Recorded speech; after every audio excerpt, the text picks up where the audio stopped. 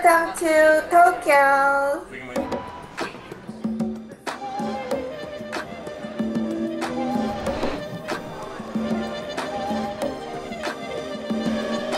Práve sme vystúpili z vlaku v najväčšom meste sveta. Poďte s nami zažiť Tokio. Je toto sranda.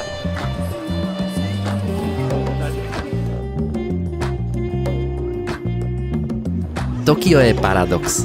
Jedno z najrušnejších miest na svete, ale zároveň tu nájdete prekvapujúci pokoj. Tu sa budúcnosť stretáva s minulosťou. Mesto, kde mrakodrapy stoja vedľa tisícročných chrámov.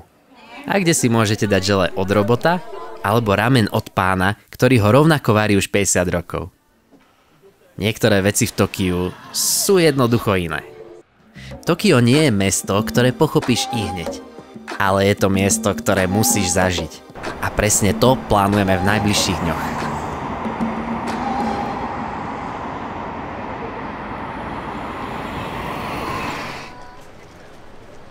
Tak prvé dojmy z Tokia, je tu naozaj veľa ľudí, no všetko je čisté, vyzerá to veľmi bezpečne, organizovane. Páči sa mi tu. Tokio nemá jedno centrum. Je to mesto štvrtí. Každá z nich má svoju vlastnú atmosféru. Začíname v štvrti Akihabara, ktorá je známa najmä svojimi manga a anime obchodíkmi. Len sme prišli a už zažívame šok. Vizuálny. Nikdy sme nevideli toľko svetiel, toľko reklám a ani toľko anime. Je to tu celé také funky.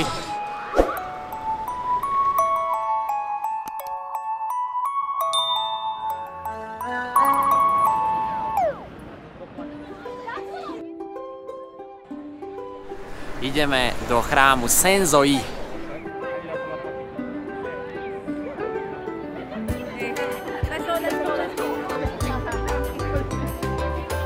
Ulička, ktorá vedie ku chrámu, je naozaj rušná, ale je to jedna z najstarších obchodných uličiek v Tokiu. Jej pôvod vedie až do 17. storočia.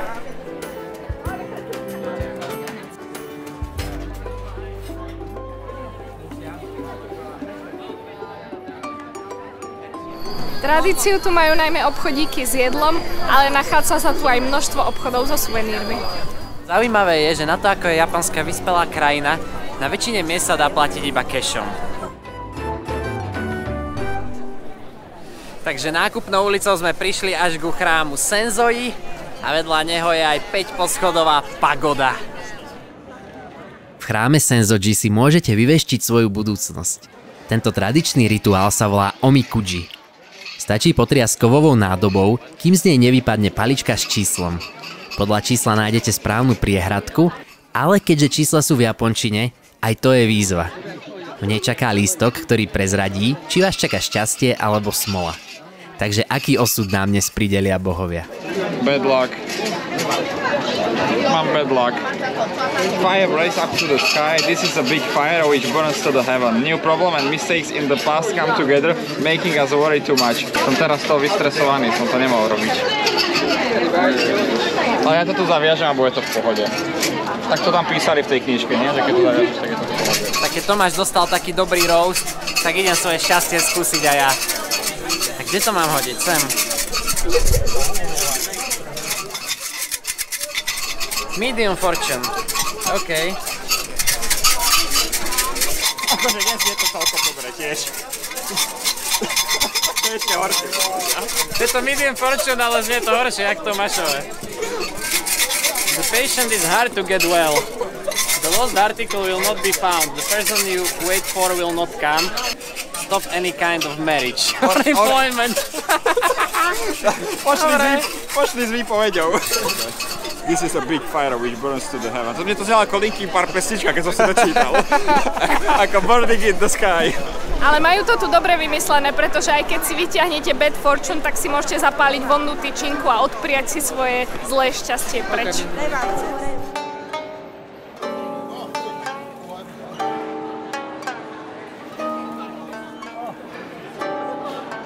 Na mnohých miestach tu nájdete tento symbol, ktorý pre nás predstavuje jednoznačný nacistický hákový kríž. V skutočnosti ide však o originálny japonský symbol, ktorý bol až neskôr zneužitý. No a z chrámu Senzoi sme sa presunuli do klasickej japonskej reštaurácie a dáme si na obed ramen. Ja som taký jedlový analfabet a bude to pre mňa úplne prvý ramen vôbec, takže som zvedavý, či mi to bude chutiť.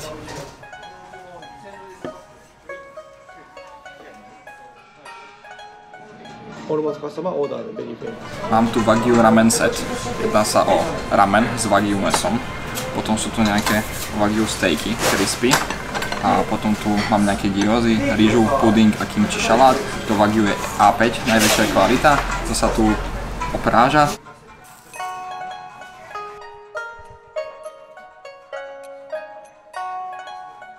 Tak ja som si dala klasický ramen, nie štiplavý, pretože nemám rada štiplavé a som na to veľmi zvedavá. Toto je zaujímavá vec. Je to vidličko lyžica. Možno to fixne všetky moje problémy, ktoré mám, keď jem ramen. Je to výborné. Ňam. Zatiaľ iba zistujem, ako to jesť, ale chuť môže byť.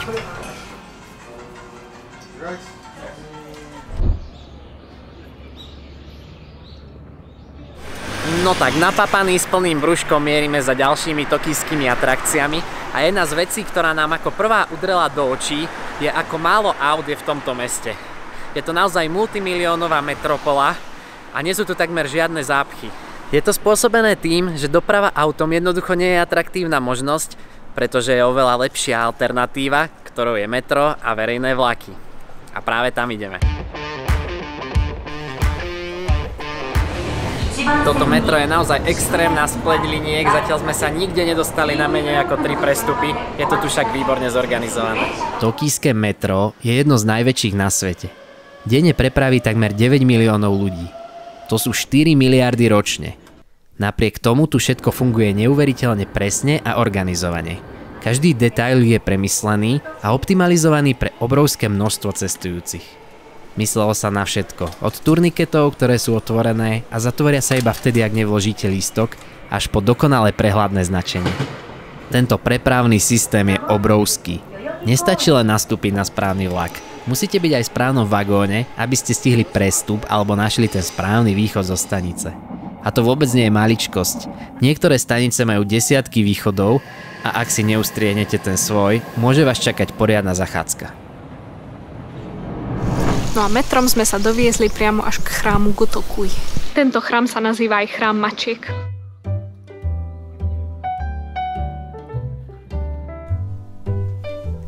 Tieto mačky, ktoré sú tu všade, prinášajú v buddhizme šťastie a preto si ich ľudia kupujú, podpisujú a nechávajú ich v tomto chráme. Náboženské chrámové areály sú ako také pekné záhradky, obsahujú pagodu, rôzne sochy a samozrejme nesmie chýbať chrám.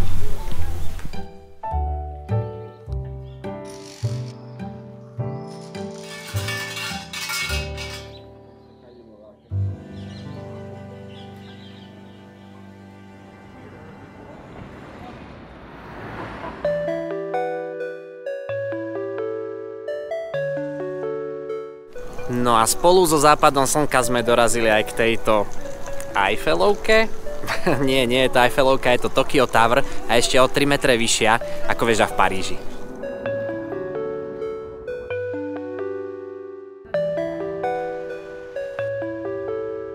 No takýto nádherný fotospot, Tokyo Tower, meniaca farby, to je najviac.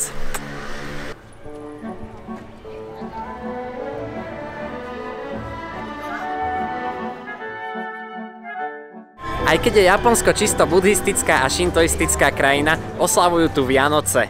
Pod Tokyo Tower je aj vianočný market s nejakými európskymi vianočnými jedlami. Typické vianočné jedlo, špagety carbonara.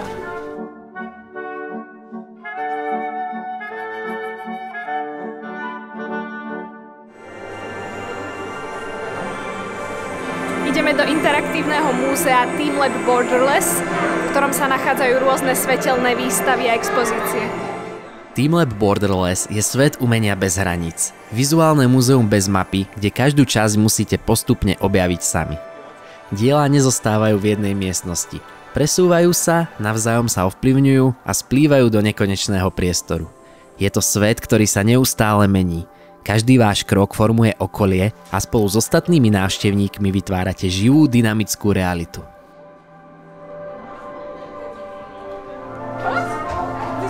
som si myslela, že si tam. Yes. Presne na toto som sa tešila.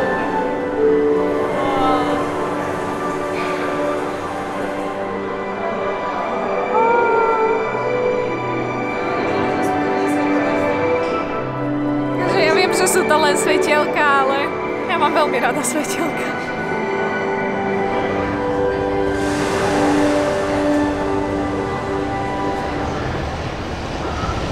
Presunuli sme sa do Tokijskej zátoky, kde sme našli aj takéhoto transformera, ktorý je v životnej veľkosti. Tak schválne, akých veľkých ste si predstavovali transformerov vy? Z Tokijskej zátoky je nádherný výhľad na Rainbow Bridge a panorámu mesta. Nachádza sa tu však aj socha, ktorú by sme v Japonsku nečakali. Po Eiffelovke sme našli aj ďalšiu zaujímavú pamiatku, sochu Slobody. Nikdy som si nemyslela, že prvýkrát uvidím sochu Slobody v Japonsku.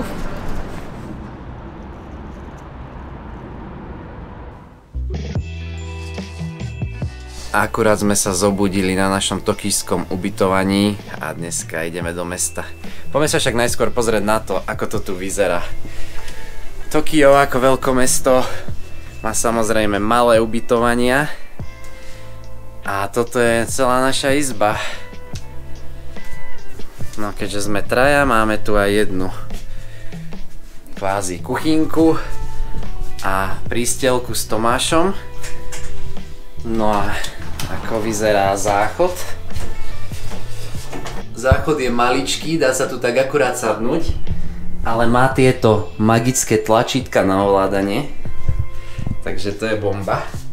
No oproti kúpeľňa, to je ešte väčšia šleha. Umývadlo, práčka, sprchový kút, kombinovaný s vaňou. Je takto ako v takej kajutke. Zaujímalo by ma, že kto sa pozerá do tohto zrkadla a ako.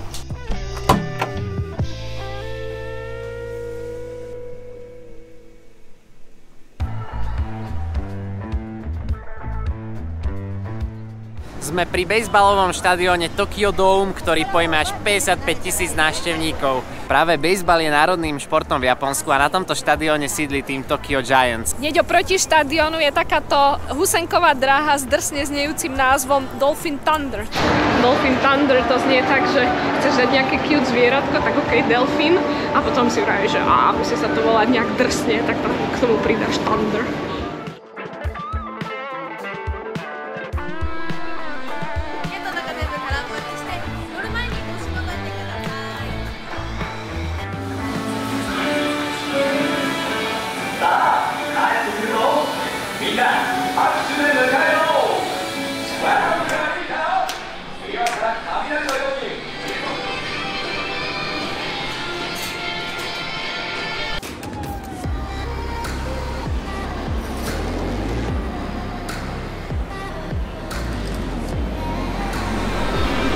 Dobre to bolo, trošku som sa bála, ale výhľady boli úplne, že...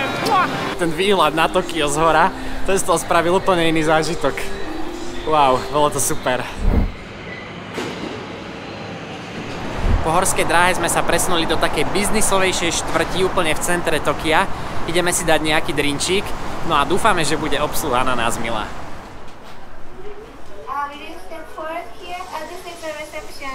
Thank you very much. So, do you have a reservation or just walking? Thank you. Robot mi akurát doniesol drink. Vítajte v Japonsku. Roboti namiesto čašníkov? Presne tak, toto je robotická kaviareň Dome. Roboti sa tu premávajú hore-dole a roznášajú objednávky. Jeden z nich dokonca sedí s vami pri stole a môžete sa s ním rozprávať. I'm from Fukuoka Prefecture. Wow, you have so many cameras. Na prvý pohľad vyzerajú autonómne, ale realita je trochu iná. Čakala som vlastne, že to bude viacej futuristické, pretože som si myslela, že tie roboty budú úplne autonómne a budú fungovať pomocou AI, ale v skutočnosti každého toho robota ovláda niekto, kto tu nemôže byť reálne. Takže na druhú stranu je to zaujímavé, že je to ako keby čašníci mali home office, že pracujú z domu a vlastne odtiaľ to servírujú ľuďom jedlo a nápoje. Thank you. Dneska na obed skúsime japonský street food. V tomto business distrikte stoja takéto food trucky, ako za mnou. A predávajú jedlo, stojí to tak 4-5 eur. Ale je úžasné, ako majú naozaj kultúru. Ešte aj ten food truck stojí na rozprestretej plachte, aby nezašpinil chodník. Tak porciu máme, ideme na to. Japonsko je miesto, kde si na ulici kúpite výborné jedlo, ale nemôžete ho na ulici zjesť. Je to neslušné.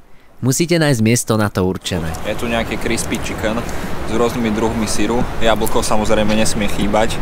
Mrkva, nejaký šalát. Uvidíme. Zatiaľ to vonia výborne. A keď dojete, nastáva ďalší problém. Hľadanie odpadkového košu. Tie sú tu doslova rarita a tak krabičky putujú s nami celý zvyšok dňa. Cez les a brány Tori mierime k šintoistickému chrámu Meiji Jingu. Tieto barely zo sake sa tu každoročne ukladajú ako dar vládcovi Meiji, ktorý dal celý tento komplex postaviť v roku 1920 a jeho pozostatky sú tu aj uložené. Vyčistený pred vstupom do chrámu.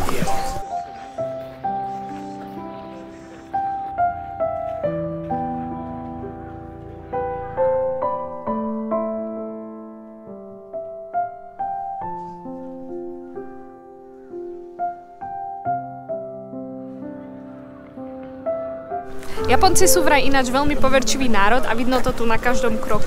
V chrámoch sa nachádzajú rôzne veštby, proroctvá alebo tabulky, na ktoré môžete napísať svoje najtajnejšie želania a keď ho tu necháte, tak sa vraj splní. Japonci nie sú jediní, kto verí v proroctvá.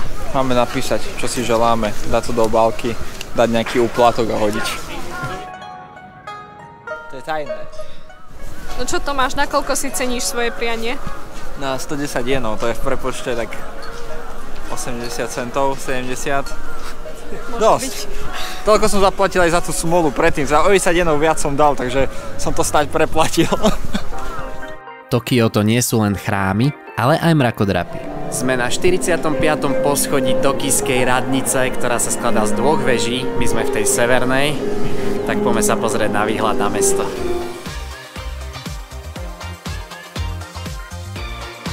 Toto mesto je naozaj obrovské a všetky tieto mrakodrapy sú postavené tak, aby vydržali časté zemetrasenia, ktoré sú v tejto oblasti.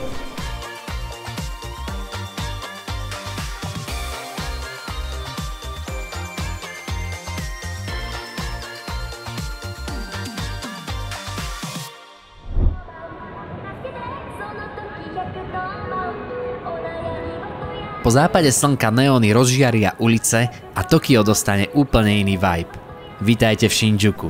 Koľko to ľudí tu stojí a čaká vlastne na reklamu, to je sranda. Reklama, ktorá tu totiž to toľko láka ľudí, je 3D mačka, ktorá vyzerá ako keby vyliezala zo samotného billboardu.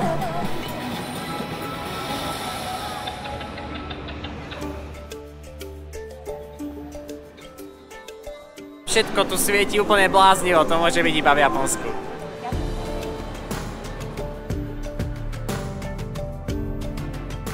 No a čo by to bolo za Japonsko, keby sa tu na jednom mrakodrape nenachádzala aj Godzilla hlava?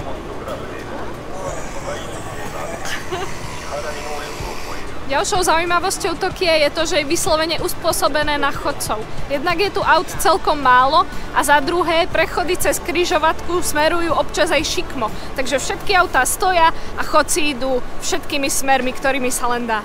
Tokio je skutočne mesto plné chodcov. A tak aj jednou z najväčších atrakcií je netypický prechod prechodcov. Shibuya Crossing je najrušnejšia križovatka na svete, cez ktorú denne prejde viac ako 2 milióny ľudí.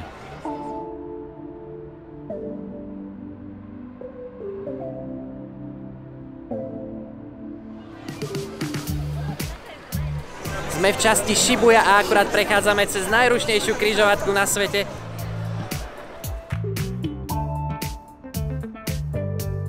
Táto križovatka nie je až taká extrémne veľká, no je naozaj extrémne rušná.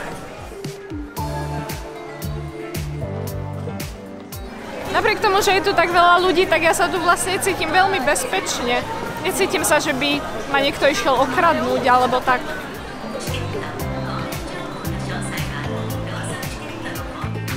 A tiež som si nikdy nemyslela, že ma svetielka a billboardy budú takto baviť. No a z tých širokých vysvietených bulvárov sme sa presunuli do takýchto maličkých uličiek štvrti Golden Gate, ktorá je známa svojimi barmi a karaoke klubmi. Také trošku sketchy, že?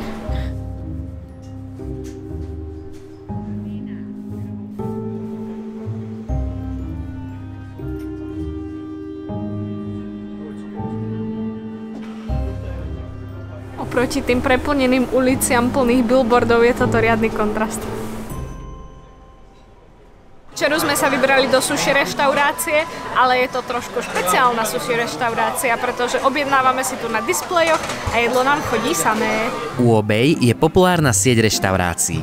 Vyzerá ako fast food, ale s kvalitným sushi a tradičnou japonskou kuchyňou. Istotka, losos.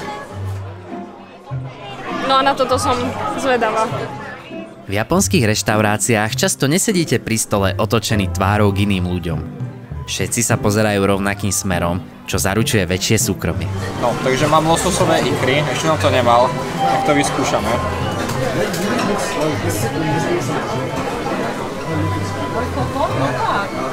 Chudí to ako lososové sushi, akože fakt podobné. Je to také trošku želatinové. Sme v záhradách Japonského imperiálneho paláca, kde od roku 1868 sídlia japonskí cisári.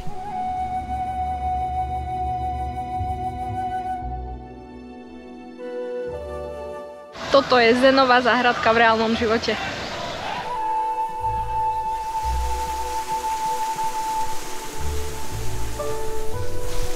Takešieho hra to ešte není, ale nejaké prekážky sú aj v tejto záhrade.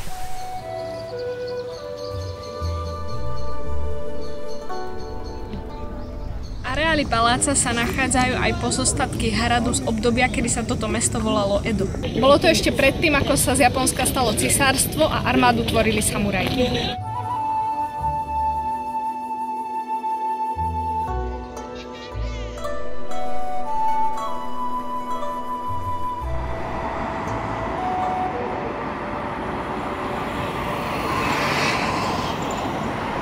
Zo záhrad mierime na Tokyo Main Station, jednu z najrušnejších železničných staníc na svete. Máme lístky na Shinkansen. Táto stanica je srdcom tokijskej dopravy. Denodenne prepraví viac ako 3 milióny cestujúcich. S Tokiom sa lúčime a rýchlo vlakom sa presunieme smerom na západ do Kyota. Shinkanseny do Kyota chodia počas špičky každé 4 minúty, teraz cez obed každých 10. Ja budem sledovať, že či ten náš príde presne na sekundu. No keby meškal nejaké 2 minútky a vrátili by nám tých 90 € na osobu, tiež by to nebolo zle.